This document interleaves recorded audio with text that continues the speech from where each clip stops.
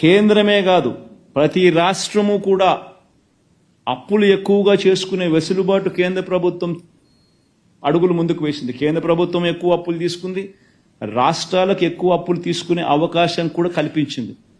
అయినప్పటికీ కూడా మన హయాంలో చంద్రబాబు నాయుడు గారు చేసిన అప్పులు కన్నా మన హయాంలో అప్పులు మనం తక్కువ చేసినాం.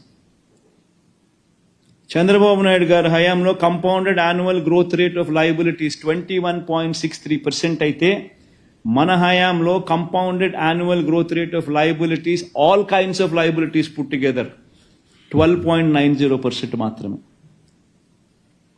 ఆయన హయాంలో ఎఫ్ఆర్బిఎం డెట్ కు సంబంధించిన అంశం వరకే చూసుకున్నా కూడా 18.15% కంపౌండెడ్ యాన్యువల్ గ్రోత్ రేట్, మన హయాంలో 13.80% మాత్రమే కనిపిస్తుంది. అంటే ప్రతి అంశంలోనూ కూడా అప్పుల పరంగా కోవిడ్ లాంటి విపత్కర పరిస్థితుల్లో కూడా వైఎస్ఆర్సీపీ హయాంలో అప్పులు తక్కువ జరిగాయి. Compounded annual growth rate of debt when compare to Chandrababu's రెజీమ్లో ఆయన 5 సంవత్సరాలతో కంపేర్ చేస్తే ఇది వాస్తవాలు.